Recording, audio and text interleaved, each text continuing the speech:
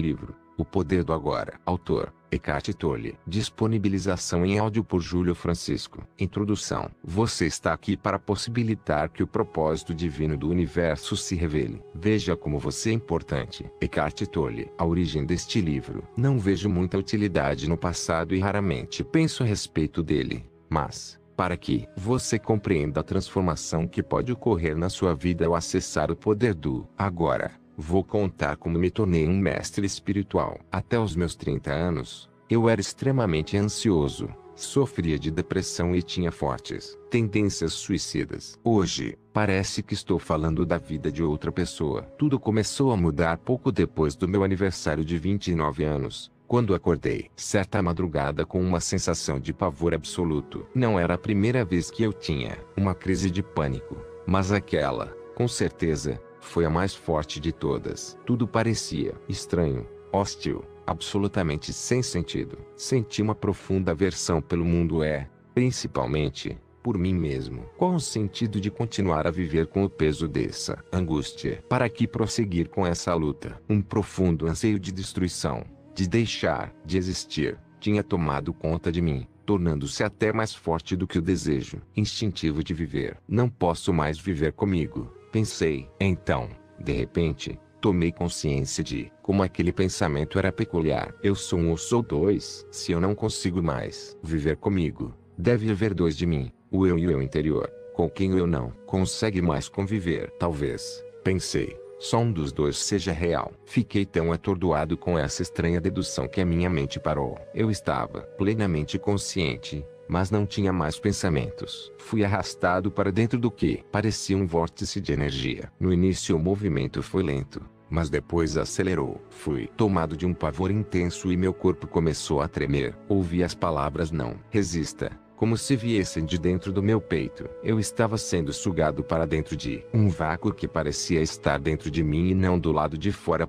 De repente, perdi o medo e me deixei levar. Não me lembro de nada do que aconteceu depois. No dia seguinte, fui acordado por um pássaro cantando no jardim. Nunca tinha ouvido um som tão maravilhoso antes. Meu quarto estava iluminado pelos primeiros raios de sol da manhã. Sem pensar em nada, eu soube que existem muito mais coisas para vir à luz do que nós percebemos. Aquela luminosidade suave que atravessava as cortinas da janela do meu quarto era o próprio amor. Meus olhos se encheram de lágrimas e eu percebi que nunca tinha reparado na beleza das pequenas coisas, no milagre da vida. Era como se eu tivesse acabado de nascer de novo. Durante os 5 meses seguintes, vivi em um estado permanente de paz e alegria. Depois, essa sensação diminuiu de intensidade ou talvez eu tenha simplesmente me acostumado com ela, pois se tornou meu estado natural. Embora eu continuasse vivendo normalmente, tinha percebido que nada que eu viesse a fazer poderia mudar realmente a minha vida. Eu já tinha tudo de que necessitava. Eu sabia que algo profundamente significativo tinha acontecido, mas não entendia exatamente o que. Só compreendi mais tarde,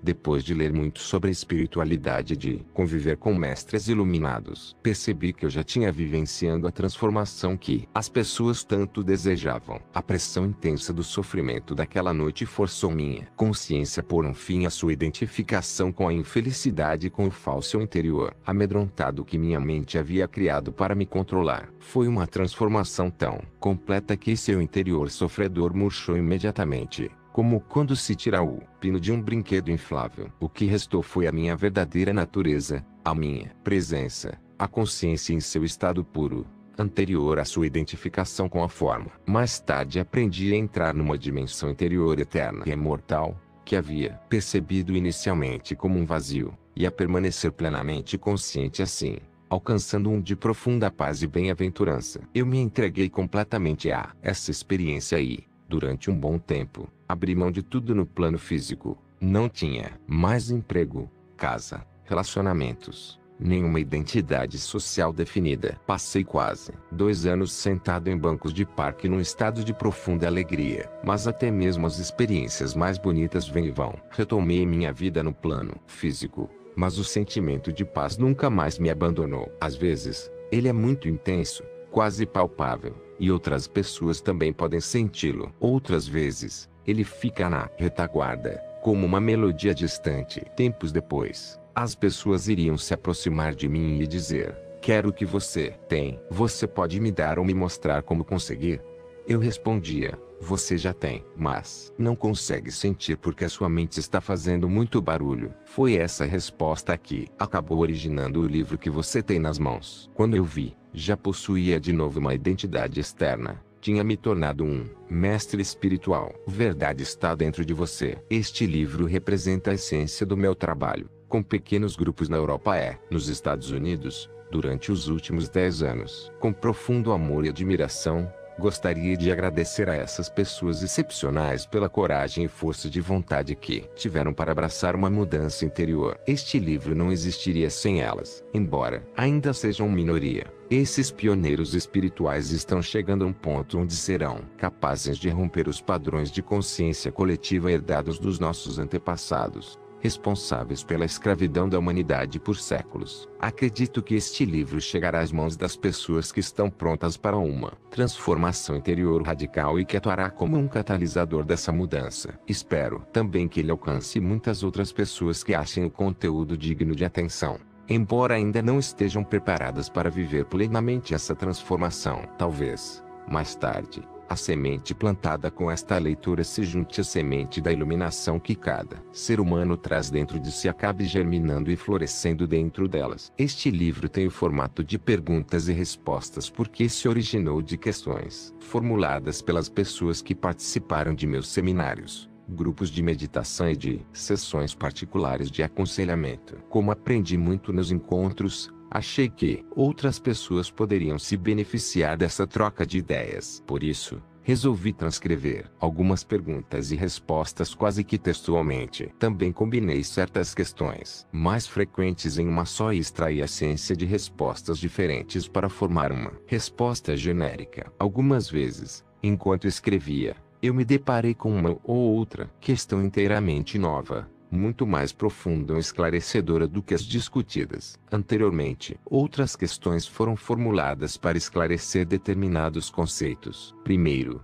vamos tratar da natureza da inconsciência humana, do sofrimento e da ilusão criada pela nossa mente. Vou lhe ensinar a reconhecer o que é falso em você mostrar como a identificação com esse falso interior só pode trazer medo infelicidade. O próximo passo é se libertar da escravidão da sua mente, entrar no estado iluminado de consciência e manter esse estado na sua vida cotidiana. Essa profunda transformação da consciência humana não é uma possibilidade distante no futuro. Ela está disponível agora. Não importa quem você seja ou onde quer que esteja. Cada palavra deste livro foi planejada para conduzir você a uma nova consciência à medida que avançar na leitura. Meu objetivo é levar você comigo a um estado de intensa consciência da presença do agora, de modo a lhe proporcionar um vislumbre da iluminação. Talvez, até que você seja capaz de vivenciar o que estou falando. Algumas passagens pareçam repetitivas, mas, assim que conseguir, perceberá a grande carga de poder espiritual contida neste livro. O símbolo de pausa depois de certas passagens é uma sugestão para que você possa parar de ler por uns instantes, relaxar e vivenciar a verdade do que foi dito. O significado de certas palavras, como ser ou presença, pode não ser claro à primeira vista, mas continue lendo porque essas questões serão respondidas mais adiante, ou, então, vão se tornar irrelevantes à medida que você se aprofundar nos ensinamentos. Dentro de você mesmo. A mente quer sempre rotular e comparar, mas este livro trará mais benefícios se você não se apegar às palavras. Se for comparar a terminologia que eu uso com a de outros textos espirituais, você pode se confundir porque emprego palavras como mente, felicidade e consciência em acepções diferentes das usuais. Não leia apenas com a mente. Tome cuidado com o senso de identificação dentro de você. Não há nenhuma verdade espiritual que eu possa lhe contar que já não esteja no seu interior. Só o que posso fazer é chamar sua atenção para algumas coisas que talvez estejam esquecidas. A sabedoria da vida, antiga, mas ainda assim sempre nova, é então ativada dentro de cada célula do seu corpo. Este livro pode ser visto como uma reafirmação, em nossos tempos, de um ensinamento espiritual atemporal, a essência de todas as religiões. Essa essência não vem de fontes exteriores, mas sim da verdadeira fonte interior. Por isso,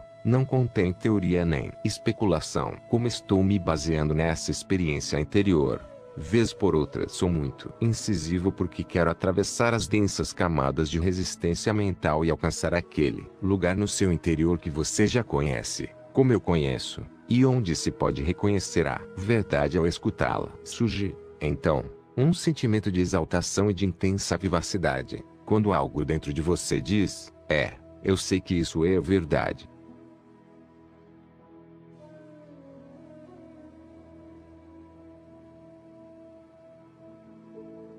Capítulo 1. Você não é a sua mente. O maior obstáculo para a iluminação. Iluminação. O que é isso? Por mais de 30 anos um mendigo ficou sentado no mesmo lugar, debaixo de uma marquise, até que um dia, uma conversa com um estranho mudou sua vida. Tem um trocadinho aí pra mim, moço, murmurou, estendendo mecanicamente seu velho boné. Não tenho, disse o estranho. O que tem nesse baú debaixo de você? Nada. Isso aqui é só uma caixa velha. Já nem sei há quanto tempo sento em cima dela. Nunca olhou o que tem dentro? Perguntou o estranho. Não. Respondeu. Para quê? Não tem nada aqui. Não. Dá uma olhada dentro. Insistiu o estranho. Antes de ir embora, o mendigo resolveu abrir a caixa. Teve que fazer força para levantar a tampa e mal conseguiu acreditar ao ver que o velho caixote estava cheio de ouro. Eu sou o estranho sem nada para dar, que está lhe dizendo para olhar para dentro. Não de uma caixa, mas sim de você mesmo. Imagino que você esteja pensando indignado, mas eu não sou um mendigo. Infelizmente, todos que ainda não encontraram a verdadeira riqueza, a radiante alegria do ser e uma paz inabalável, são mendigos, mesmo que possuam bens e riqueza material. Buscam, do lado de fora, migalhas de prazer, aprovação, segurança ou amor, embora tenham um tesouro guardado dentro de si, que não só contém tudo isso, como é infinitamente maior do que qualquer coisa oferecida pelo mundo. A palavra iluminação transmite a ideia de uma conquista sobre-humana, e isso agrada ao ego-traço.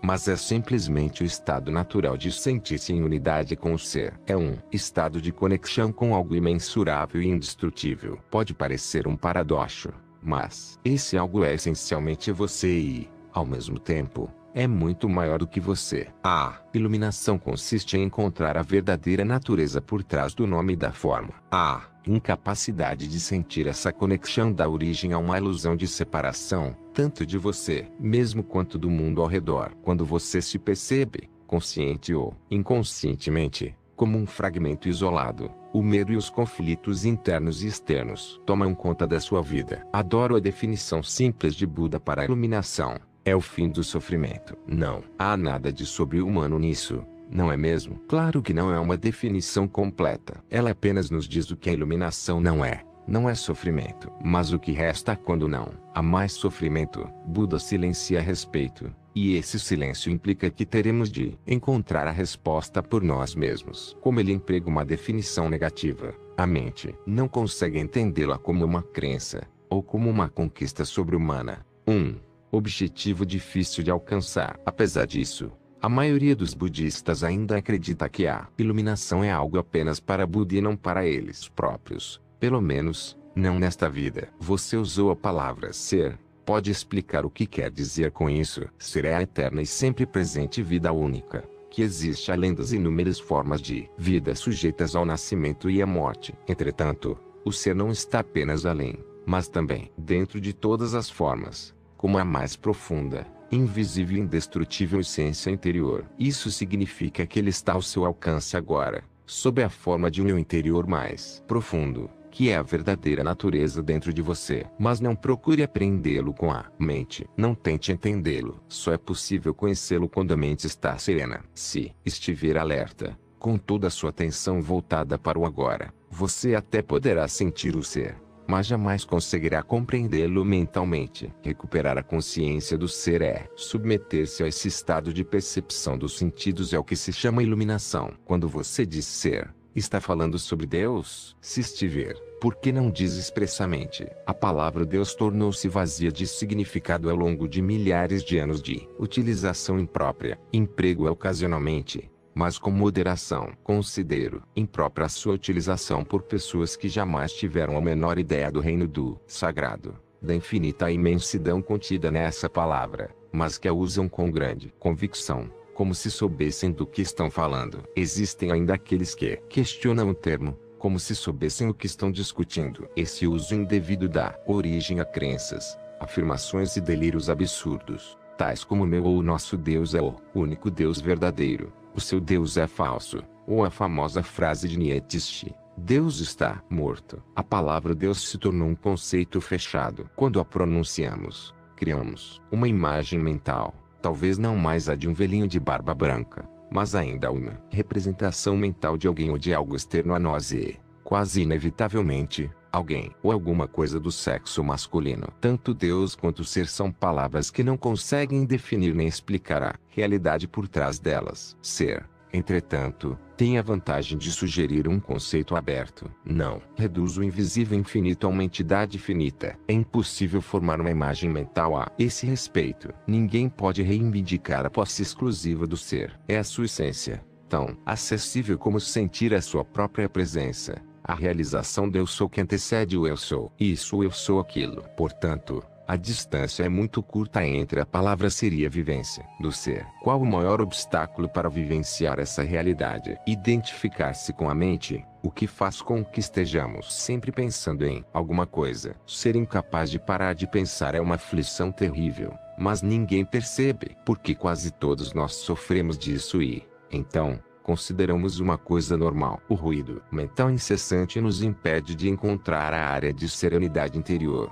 que é inseparável do ser. Isso faz com que a mente crie um falso eu interior que projeta uma sombra de medo e sofrimento sobre nós. Examinaremos esses pontos detalhadamente mais adiante. O filósofo Descartes acreditava ter alcançado a verdade mais fundamental quando proferiu sua conhecida máxima: penso, logo existo. Cometeu, no entanto, um erro básico ao equiparar o pensar ao ser e identidade ao pensamento. O pensador compulsivo, ou seja, quase todas as pessoas, vivem um estado de aparente isolamento, em um mundo povoado de conflitos e problemas. Um mundo que reflete a fragmentação da mente em uma escala cada vez maior. A iluminação é um estado de plenitude, de estar em unidade e, portanto, em paz, em unidade tanto com o universo quanto com o eu interior mais profundo, ou seja, o ser. A iluminação é o fim não só do sofrimento e dos conflitos internos e externos permanentes, mas também da aterrorizante escravidão do pensamento. Que maravilhosa libertação! Se nos identificamos com a mente, criamos uma tela opaca de conceitos, rótulos,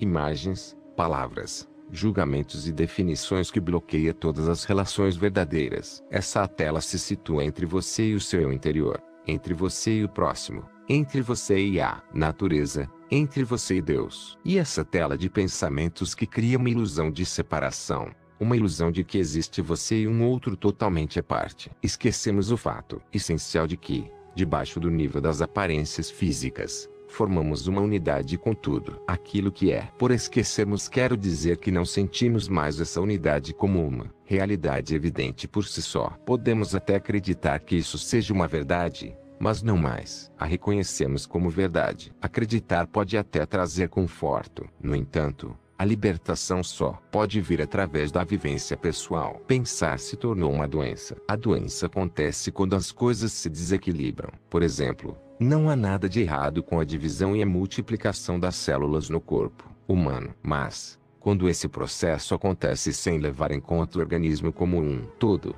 as células se proliferam e temos a doença. Se for usada corretamente, a mente é um instrumento magnífico. Entretanto, quando a usamos de forma errada, ela se torna destrutiva. Para ser ainda mais preciso, não é você que usa a sua mente de forma errada. Em geral, você simplesmente não usa a mente. É ela que usa você. Essa é a doença. Você acredita que é a sua mente. Eis aí o delírio. O instrumento se apossou de você. Não concordo muito com isso. É verdade que penso muito sem um objetivo definido, como a maioria das pessoas. Mas ainda posso escolher como usar a minha mente para ter e conseguir coisas. E faço isso o tempo todo. Só porque podemos resolver palavras cruzadas ou construir uma bomba atômica não significa que estejamos usando a mente. Assim como os cães adoram mastigar ossos, a mente adora transformar dificuldades em problemas. É por isso que ela resolve palavras cruzadas e constrói bombas atômicas. Mas essas coisas não interessam a você. Pergunto. Então,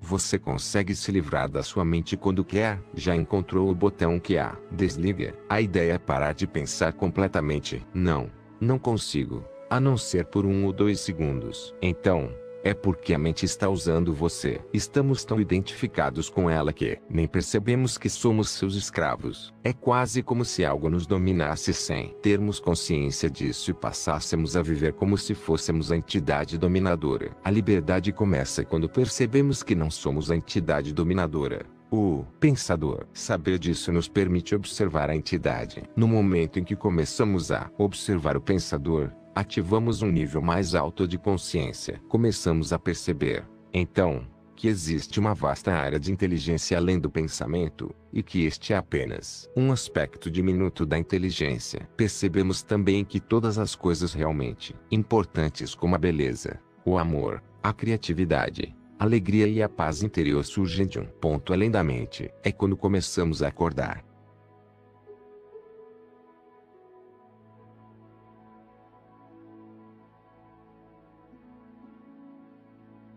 Libertando-se da sua mente. O que você quer dizer exatamente por observar o pensador? Quando alguém vai ao médico e diz, ouço uma voz dentro da minha cabeça, provavelmente será encaminhando a um psiquiatra. De uma forma ou de outra, praticamente todas as pessoas ouvem uma voz, ou algumas vozes, o tempo todo dentro da cabeça. São os processos involuntários do pensar, que acreditamos que não podemos interromper manifestando-se como monólogos ou diálogos contínuos. Você já deve ter cruzado na rua com pessoas doidas falando sem parar ou resmungando consigo mesmas. Isso não tem nada de diferente do que acontece com você e com outras pessoas normais, exceto que vocês não falam alto. A voz comenta, especula, julga, compara, desculpa, gosta, desgosta, etc. A voz não precisa ser relevante para a situação do momento, pois ela pode estar revivendo o passado recente ou remoto, ou ensaiando,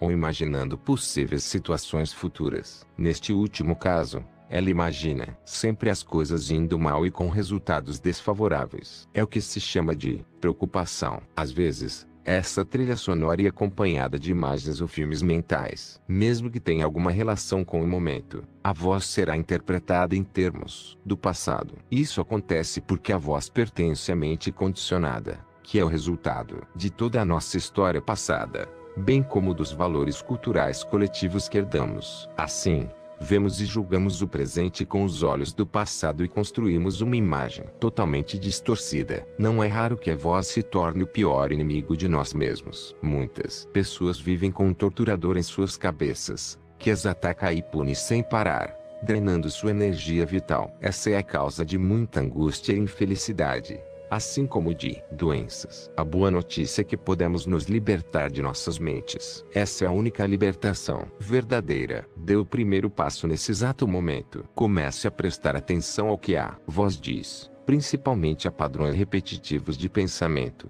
Aquelas velhas trilhas sonoras que você escuta dentro da sua cabeça há anos. É isso que quero dizer com observar o pensador. É um outro modo de dizer o seguinte: ouça a voz dentro da sua cabeça, esteja lá, presente, como uma testemunha. Seja imparcial ao ouvir a voz, não julgue nada. Não julgue ou condene o que você ouve, porque fazer isso significaria que a mesma voz acabou de voltar pela porta dos fundos. Você logo perceberá, lá está a voz e aqui estou eu, ouvindo-a e observando-a. Sentir a própria presença não é um pensamento, é algo que surge de um ponto além da mente. Assim, ouvir um pensamento significa que você está consciente não só do pensamento, mas também de você mesmo, como uma testemunha daquele pensamento. Isso acontece porque uma nova dimensão da consciência acabou de surgir. Quando você ouve o pensamento, sente uma presença consciente, que é o seu eu interior mais profundo, por trás ou por baixo do pensamento. O pensamento, então, perde o poder que exerce sobre você e se afasta rapidamente. porque a mente não está mais recebendo a energia gerada pela sua identificação com ela. Esse é o começo do fim do pensamento involuntário e compulsivo. Quando um pensamento se afasta, percebemos uma interrupção no fluxo mental. 1.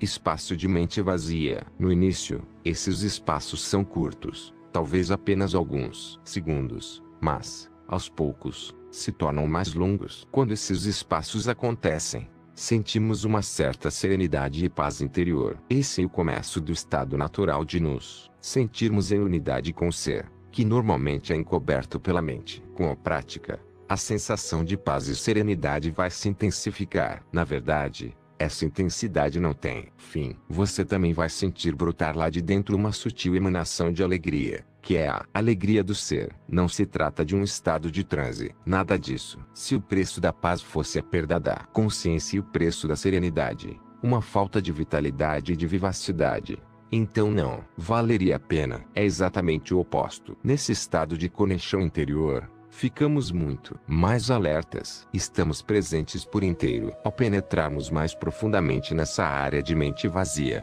como ela às vezes é chamada no Oriente, começamos a perceber o estado de pura consciência. Nesse estado, sentimos a nossa própria presença com tal intensidade e alegria que os pensamentos, as emoções, nosso corpo, o mundo exterior, tudo se torna insignificante comparado a ele. No entanto, não é um estado egoísta, e sim generoso. Ele nos transporta para um ponto além do que antes julgávamos ser o nosso interior. Essa presença é essencialmente você e, ao mesmo tempo, muito maior do que você. Em vez de observar o pensador, podemos também criar um espaço no fluxo da mente, direcionando o foco da nossa atenção para o agora. Torne-se consciente do momento. Isso é profundamente gratificante de se fazer. Agindo assim, desviamos a consciência para longe da atividade da mente e criamos um espaço de mente vazia, em que ficamos extremamente alertas e conscientes, mas sem pensar. Essa é a essência da meditação. Na vida diária é possível pôr isso em prática dando total atenção a qualquer atividade rotineira,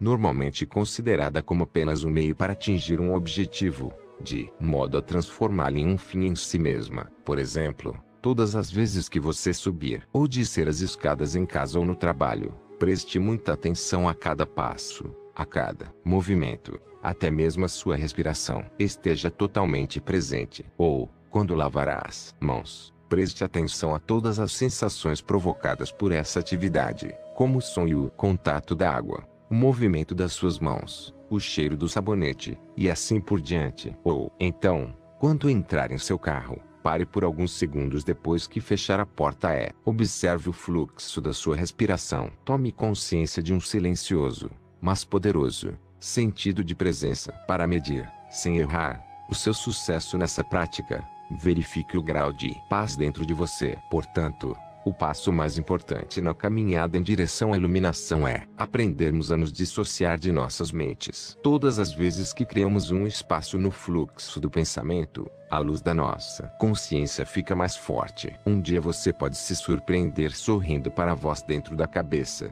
como sorriria para as travessuras de uma criança. Isso significa que você não está mais levando tão a sério o que vai pela mente, pois o seu interior não depende dela.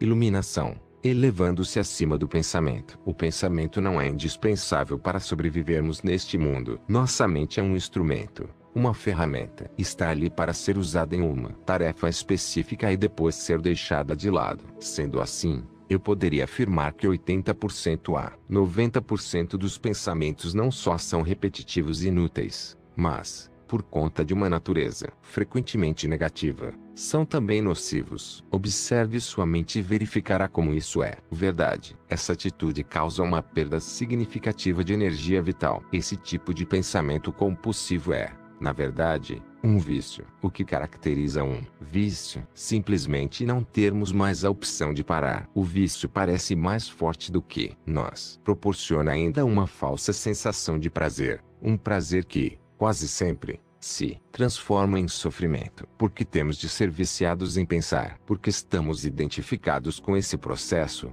já que a percepção do eu interior tem origem no conteúdo e na atividade de nossas mentes. Acreditamos que deixaríamos de existir se parássemos de pensar. No processo de crescimento, construímos uma imagem mental de nós mesmos, baseada em nosso condicionamento pessoal e cultural. Podemos chamar isso o fantasma pessoal do ego. Consiste em uma atividade mental e só pode ser mantido através do pensar constante. A palavra ego tem sentidos diferentes para pessoas diferentes, mas aqui significa um falso eu interior, criado por uma identificação inconsciente com a mente. Para o ego, o momento presente dificilmente existe. Só o passado e o futuro são considerados importantes. Essa total inversão da verdade explica por que, para o ego, a mente não tem função. O ego está sempre preocupado em manter vivo o passado, porque pensa que sem ele não seríamos ninguém, e se projeta no futuro para assegurar a continuação de sua sobrevivência e buscar algum tipo de escape ou satisfação lá adiante. Ele diz assim: um dia, quando isso ou aquilo acontecer, vou ficar bem, feliz, em paz. Mesmo quando o ego parece estar preocupado com o presente, não é o presente que ele vê, porque constrói uma imagem completamente distorcida, a partir do passado. Ou então, reduz o presente a um meio para obter o fim desejado, um fim que sempre consiste em um futuro projetado pela mente. Observe sua mente e verá que é assim que ela funciona. O momento presente tem a chave para a libertação, mas você não conseguirá percebê-lo enquanto você for a sua mente. Não quero perder a minha capacidade de analisar e criticar. Não me importo em aprender a pensar de forma mais clara, com um sentido mais direcionado, mas não quero perder esse dom, que considero o bem mais precioso que temos. Sem ele, seríamos apenas mais uma espécie animal. O predomínio da mente é apenas um estágio na evolução da consciência. Precisamos, urgentemente, passar ao próximo estágio, senão seremos destruídos pela mente, que se transformou em um monstro. Falarei sobre isso em detalhes mais adiante. Pensamento e consciência não são sinônimos. O pensamento é um pequeno aspecto da consciência. O pensamento não consegue existir sem a consciência, mas a consciência não necessita do pensamento. A iluminação significa chegar a um nível acima do pensamento, e não em ficar abaixo dele, ao nível de um animal ou de uma planta. No estado iluminado, continuamos a usar nossas mentes quando necessário, mas de um modo mais focalizado e eficiente. Assim, utilizando nossas mentes com objetivos práticos, não ouvimos mais o diálogo interno involuntário e sentimos uma enorme serenidade interior. Quando usamos de fato nossas mentes e, em especial, quando necessitamos de uma solução criativa, há uma oscilação de segundos entre o pensamento e a serenidade, entre a mente e a mente vazia. O estado de mente vazia é a consciência sem o pensamento. Só assim é possível pensar criativamente, porque somente desse modo o pensamento tem alguma força real. O pensamento sozinho, quando não mais conectado com a área da consciência, que é muito mais ampla, rapidamente se torna árido, doente e destrutivo. A mente é, em essência, uma máquina de sobrevivência. Ela executa muitas coisas boas quando, por exemplo, ataca e se defende de outras mentes, coleta, armazena e analisa uma informação, mas não é nada criativa. Todo artista verdadeiro, quer tenha ou não consciência disso, cria a partir de um lugar de mente vazia, que se origina de uma serenidade interior. A mente então dá forma ao impulso criativo, ou insight. Até mesmo os grandes cientistas têm relatado que as suas descobertas mais originais aconteceram em um momento de serenidade mental. Uma pesquisa nacional realizada com alguns dos matemáticos mais preeminentes que já atuaram nos Estados Unidos, incluindo Einstein, para estudar seus métodos de trabalho, mostrou que o pensamento é apenas uma parte secundária da fase breve e decisiva do ato criativo em si. Logo, eu poderia dizer que a maioria dos cientistas não é criativa, não porque não sabe pensar, mas sim porque não sabe como parar de pensar. Não foi a mente, nem o pensamento, que criou o milagre da vida em nossos corpos. É claro que existe uma inteligência, de uma dimensão muito maior do que a da mente, trabalhando para manter tudo isso funcionando. Como uma simples célula humana, que mede 1025,4 milímetros, pode conter instruções dentro do DNA que encheriam 1000 livros de 600 páginas cada um. Quanto mais aprendemos sobre o funcionamento do corpo, mas percebemos como é vasta a inteligência que age dentro dele e como sabemos pouco a esse respeito. Quando a mente se relaciona como corpo, transforma-se na mais maravilhosa das ferramentas. Serve, então, alguma coisa maior do que ela mesma.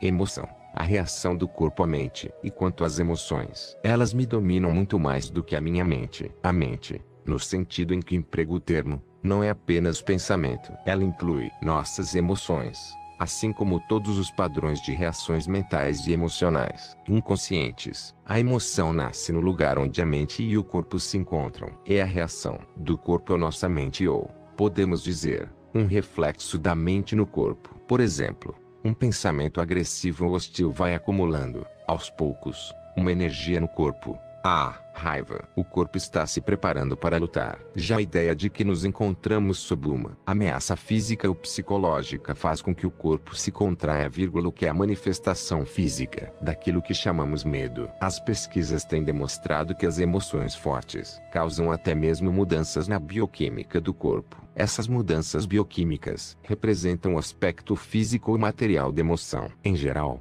não temos consciência de todos os nossos padrões de pensamento. Só é possível trazê-los à consciência quando observamos nossas emoções. Quanto mais identificados estivermos com nosso pensamento, com as coisas que nos agradam ou não, com nossos julgamentos e interpretações, ou seja, quanto menos presentes estivermos como consciência observadora, mais forte será a carga de energia emocional. Tenhamos ou não consciência disso. Se você não consegue sentir as suas emoções, se as mantém à distância, terminará por senti-las em um nível puramente físico, como um sintoma ou um problema físico. Muito se tem escrito a respeito disso nos últimos anos, portanto não precisamos nos aprofundar no assunto. É possível que um forte padrão emocional inconsciente venha a se manifestar como um acontecimento externo. Algo que parece acontecer só com você. Por exemplo, tenho observado que as pessoas que guardam muita raiva dentro de si mesmo sem ter consciência e sem falar sobre o assunto,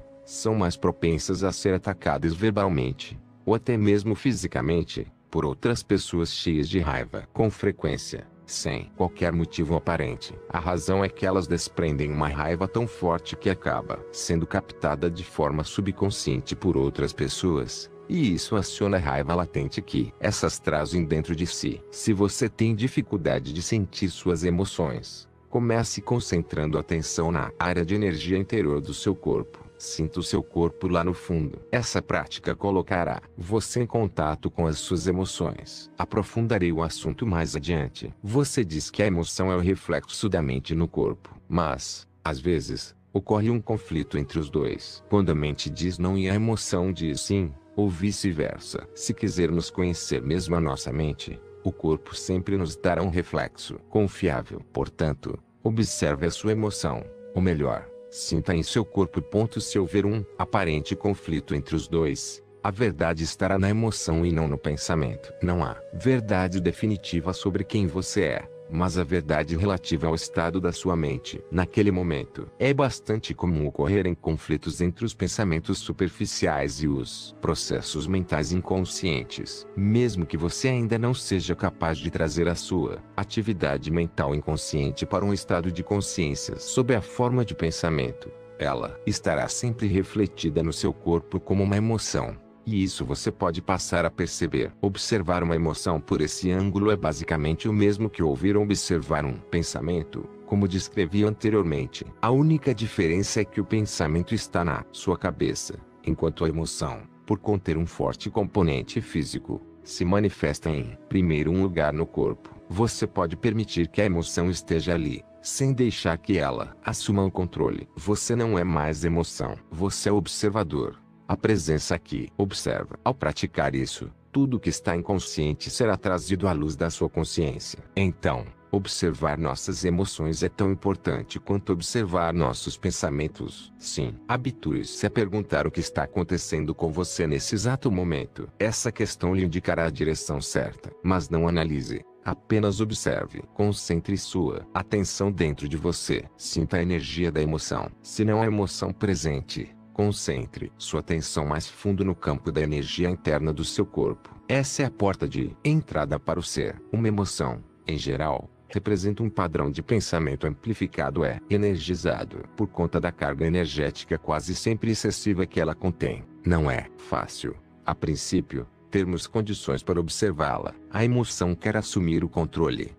Quase sempre consegue, a menos que você esteja presente e alerta. Se você for empurrado para uma identificação inconsciente com a emoção, ela se tornará, temporariamente, você. É comum se estabelecer um círculo vicioso entre o pensamento e a emoção, porque um alimenta o outro. O padrão do pensamento cria um reflexo amplificado de si, mesmo na forma de uma emoção, fazendo com que a frequência vibratória desta permaneça alimentando o padrão de pensamento original. Ao lidar mentalmente com a situação, acontecimento ou pessoa que é identificada como causadora da emoção, o pensamento fornece energia para a emoção, a qual, por sua vez, energiza o padrão de pensamento, e assim por diante. Basicamente, todas as emoções são modificações de uma emoção primitiva não diferenciada, cuja origem é a perda da percepção de quem somos por trás do nome e da forma. É difícil encontrar um nome que descreva essa emoção primitiva. A palavra medo é muito próxima, mas, além do sentido de ameaça permanente, ela pode ser entendida como um profundo sentimento de abandono e incompletude. Por isso, talvez seja melhor usar uma palavra que não se confunda tanto com aquela emoção básica e chamar isso simplesmente sofrimento. Uma das principais tarefas da mente, uma das razões da sua atividade incessante, e a de combater ou eliminar o sofrimento emocional, embora ela invariavelmente só consiga encobri-lo por um tempo. De fato, quanto mais a mente tenta se livrar do sofrimento, mais ele aumenta. A mente nunca pode achar a solução, nem pode permitir que encontremos a solução, porque é, ela mesma, uma parte intrínseca do problema. Imagine um chefe de polícia tentando achar um incendiário, quando o incendiário é o próprio chefe de polícia. Não nos livraremos desse sofrimento enquanto não extrairmos o sentido de anterior da identificação com a mente, ou seja, do ego. A mente é, então, derrubada da sua posição de poder, e o ser se revela em si mesmo, como a verdadeira natureza da pessoa. Já sei o que você vai perguntar agora. Eu ia perguntar, o que acontece com as emoções positivas, como o amor e a alegria? Elas são inseparáveis do estado natural de conexão interior com o ser. Sempre que houver um espaço no fluxo dos pensamentos, podem ocorrer lampejos de amor e alegria, ou breves instantes de uma paz profunda. Para a maioria das pessoas, tais espaços raramente acontecem. E mesmo assim, por acaso, nas ocasiões em que a mente fica sem palavras, instigada por uma beleza estonteante, uma exaustão física extrema, ou mesmo um grande perigo, de repente se instala uma serenidade interior. E dentro dessa serenidade, existe uma alegria sutil, mas intensa. Existe amor, existe paz. Normalmente, tais momentos têm vida curta, pois a mente logo reassume essa atividade barulhenta que chamamos pensar. O amor, a alegria e a paz não conseguem florescer,